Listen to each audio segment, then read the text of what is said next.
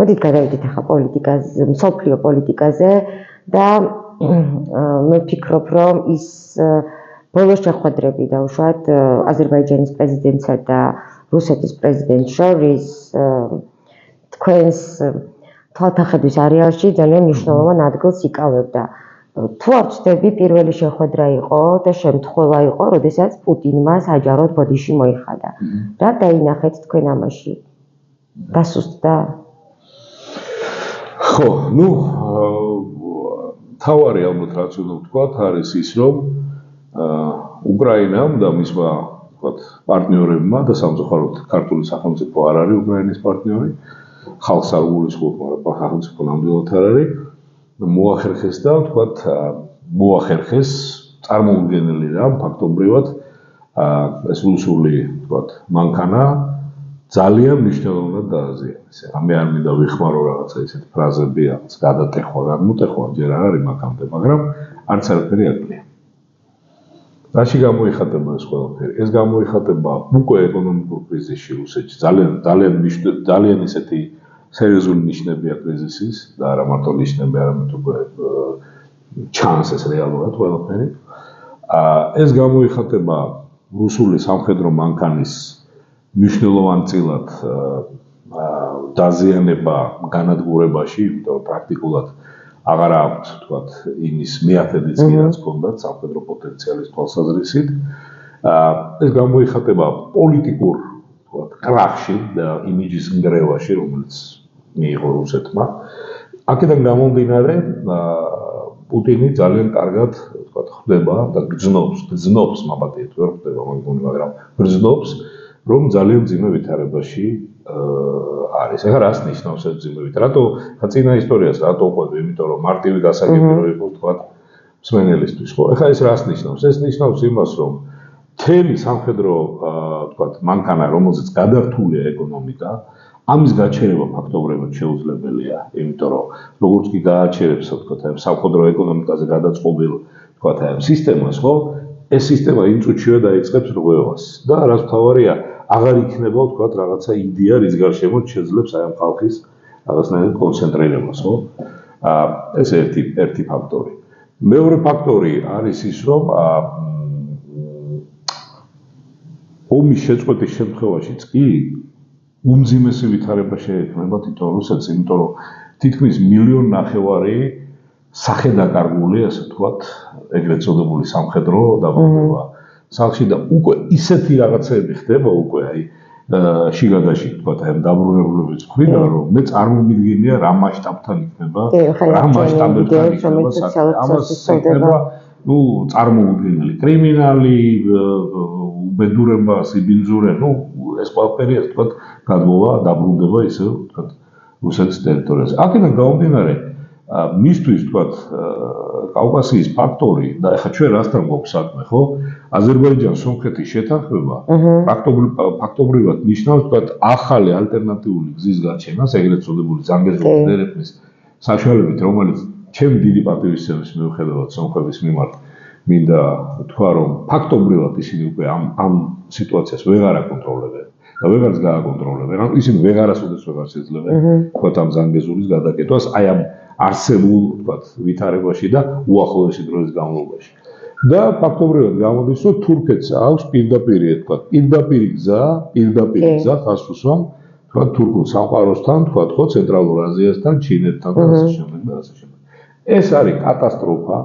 გარდა ამისა, ხა პუტინს გადაწყვეტილი ჰქონდა საბჭოთა კავშირის აღდგენა და თქვათ უბრალოდ უკრაინელებმა არ მიცეს ამის საშუალება, თორემ შიშო პროესეს ფაქტობრივად შესაძლოა რომ მოუხდარიყო საბჭოთა კავშირის აღდგენა. ამიტომ მას ძალიან კარგად ესმის, რომ ეხლა აზერბაიჯანთან მას არანაირი საშუალება დაპირისპირების არ აქვს. აზერბაიჯანს რომ ამბობ გულისხმობ თურქეთსაც. მილიონიან არმიას გაწვრთნილს, გამზადებულს თქვათ და მომზადებულს იმისთვის, რომ მიიღოს ძალიან სერიოზული საბრძოლო და საომარი გამოწვევები. თან ხას უსვამ, ეს არ მოხდება თურქეთის ტერიტორიაზე, ხო? იქნება თქვათ რაღაცა აზერბაიჯანის პირდაპირ რამე რო იყოს, ხო?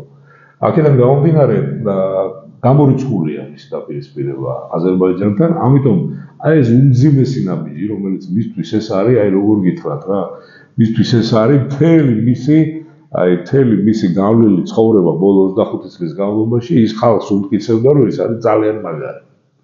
რომ მას აბსოლუტურად არ აინტერესებს არავის აზრი, რომ ის არის, თქვათ, აი კაცი, რომელიც, თქვათ, არავის და არაფერს არ ეშინია და ასე შემდეგ და ასე შემდეგ. ეს არის კატასტროფა, ეს არის მაჩვენებელი ძალიან სერიოზული პრობლემების. ანუ ახლა რასაც გისმენდი, ანუ აზერბაიჯანი თავის თავად ძლიერი მოთამაშის როლშია სომხეთიც, იმიტომ რომ მან უკვე გეზი ევროპისკენ აიღო და აი ეს ყველაფერი როგორ ტრიალდება საქართველოსათვის ჩვენ სუსტ მოთამაშეებად ჩანვართ, ხო? სუსტ მოთამაშეებად არ ჩანვართ ჩვენ, საერთოდ აღარ ვართ მოთამაშეები და უფრო მეტიც. რაღაცა ეტაპი იყო, როცა საერთოდ არ ვიყავით მოთამაშეები და ეხლა ჩვენი ადგილი, ასე ვთქვათ, არის უკვე ირანთან, ჩრდილოეთ კორეასთან, რუსეთთან და აი თქვათ აი ესეთი ტიპის ქვეყნებთან. ხო, ნუ ჩინეთიც კი, მე გადაჭარბების გარეთ, ჩინეთიც კი, რომელიც თქვათ ვითომ, თქვათ, პატრონია, თქვათ, აი ამ ქვეყნებისა, ხო, ბჭყალებში. ისიც კი იმასაც კი აღარ უნდა ვთქვათ ამათთან ურთიერთობა. და ეს არის ძალიან სიმპტომატური, ძალიან ეს მითო არის ესეთ გამწარებული ივანიშვილი, თქვენ რა გონიათ, იმიტომ რომ ყველანაირი მისი, თქვათ, ცდელობა, თქვათ, იგივე დასავლეთთან ურთიერთობების მაგათ რო ვუყურებთ დაალაგება რაღაც. აი ეს ცდელობა არაფერი არ გამოვიდა, არც გამოვა, იმიტომ რომ იმის დასავლეთთან რომ დაიწყოს ურთიერთობა, თქვათ, ესეთი ტიპის დიქტატორთან, რომელსაც ესე იგი ასოულობით პოლიტპატიმარი და სინდისის პატიმარი ყავს, ესე იგი და თქვათ ადამიანი, რომელიც თავზე აყენებს ყველაფერს, ხო, პირუკუღმა აყენებს ყველაფერს, გამორიცხულია. ამიტომ ჩვენი ვითარება არის აბსოლუტურად ცხადი, ჩვენ ვართ ამ ბანაკში, ჩვენ ვართ დამარცხებულების ბანაკში. ეხლა ვიღაცა იტყვის, რომ აი დამარცხებული რას ნიშნავს, თქვათ ეს. ომს აქვს ორი შემადგენელი, ეს არის საბრძოლო მოქმედებები, ეს არის პოლიტიკური. პოლიტიკური მიზნები რაც ქონდა პუტინს ვერაფერს ვერ მიაღწია. პირიქით. ნატო გაფართოვდა, თქვათ, ალიანსი გაიზარდა, ყველამ გაიგო ვისთან აქვს საქმე და ასე შემდეგ. და ის რაც უნდოდა უკრაინაში, იმის მეასედიც ვერ შეძლო, ხო? კიევის ამ დღეში და ხედავთ რა დღეს წავა. თუმცა ძალიან ბევრი ადამიანი ჯერ კიდევ იღუპება. მაგრამ ვიცით რა არის, ეს არის თავისუფლება მოითხოვს ხანდახან თავდადებას და ხანდახან კი არა პერიოდულად ესე ხდება. ეს მსოფლიო ისტორიაში ეს. ამას ისტორიაში აფასებს. არაფერი შეფასება არ უნდა ამას. ეს არის დაცვა თავის სამშობლოსი და ის ადამიანი, რომელიც ყოველდღე უსიცილოდ დგას და იძახის, რომ ზელენსკიმ დაღუპა უკრაინა და ზელენსკის ბრალია ომი რო დაიწყო და ასე შემდეგ და ასე შემდეგ, ის არის ან ნაძირალა, ან დეგენერატი. პირდაპირ გეუბნებით რა. სხვა ის არ არის. ხო, რატომღაც ჩვენთანაცია მასხარად მოიგონიებენ ადამიანს, რომელსაც სოფლიო ფეხზე უდგას და ტაშს უკრავს. მასხარას. ბოლო კითხვა მინდა დაგისვათ, შეიძლება ძალიან ბანალური იყოს ეს კითხვა, მაგრამ პუტინი ეს არის ადამიანი, რომელიც ქმნის ამით მსოფლიოში ძალიან ბევრი პრობლემა მოდის სწორედ აი ამ ერთი ადამიანისგან და სიტყვაზე თუ არ იქნება რუსეთის პრეზიდენტი პუტინი. შეიძლება თუ არა რუსული პოლიტიკა და დამოკიდებულება როგორც მსოფლიო არენაზე, ასევე საქართველოს მიმართ. აი ძალიან კარგი შეკითხვა არის და სხვა შორის ძალიან ბევრი მიფიქრია მაგას. მე მინდა გითხრათ ერთი რამ. იქიდან გამომდინარე, თქვენ მონამორჩილს ქონდა ძალიან დიდი ხნის განმავლობაში შეხება, ვთქვათ, რუსეთთან და არა მარტო რუსეთთან, მე მინდა ერთი რამე გითხრათ. ის სისტემა, რომელიც შექმნა პუტინმა, ის არის მასზეაც ყოფილი. ეს არის, ასე ვთქვათ, მსგავსი სისტემა, ისეთი, რომელიც ვთქვათ, მინი მოდელი, კვაზი მოდელი, რასაც აკეთებს ივანიშვილი საქართველოში და ის არის ერთ ადამიანზე, ასე ვთქვათ, და აი კორუფციაზე, კლანებზე დაფუძნებული სისტემა. საერთოდ სოფლიო ისტორიაში ესე არის რა.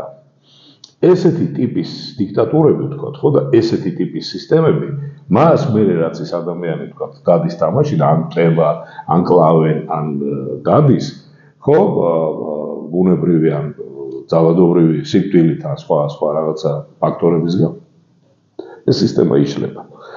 გამორიცხულია პუტინის ადგილზე მოსული ადამიანი, როგორი შოვინისტის და როგორი პათოლოგიც არ უნდა იყოს, რომ მან სწრაფად შეძლოს ხელისუფლების კონსოლიდაცია. ეს გამორიცხულია. ხო, აი მანქანა მაინც გამორიცხულია. 10 წელი მაინც დაჭირდება იმისთვის, რომ აი ეს შეკრას თავიდან.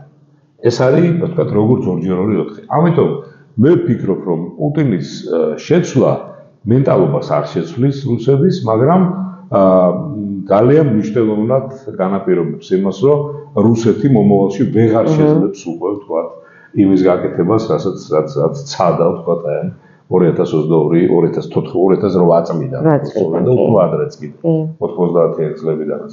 ამიტომ ეს არის აბსოლუტურად, თქვათ, რეალური. თუმცა უკვე მე ვფიქრობ, რომ მსოფლიომ და განსაკუთრებით თავისუფალმა სამყარომ გააკეთა შესაბამისი დასკვნები, სისხლით, ჭმუნვით, რაღაც განცდებით გააკეთეს, თქვათ, დასკვნები, რომ რუსეთის, თქვათ, ზედმეტად, თქვათ, გაძლიერება და რუსეთის, თქვათ, ევროპეიზაცია ფაქტობრივად კრახით. კი, რაღაცებს დაერქვა უკვე თავისი სახელი და ვფიქრობ, რომ ის პროტოკოლი, რომელზეც ჩვენ ძალიან ხშირად საუბრობთ ხოლმე, რაღაცნაირად იცვლება და უფრო ჩქარა თუ შეიცვლება და უფრო მკვეთრი იქნება რუსეთის მიმართ, ძალიან კარგი იქნება.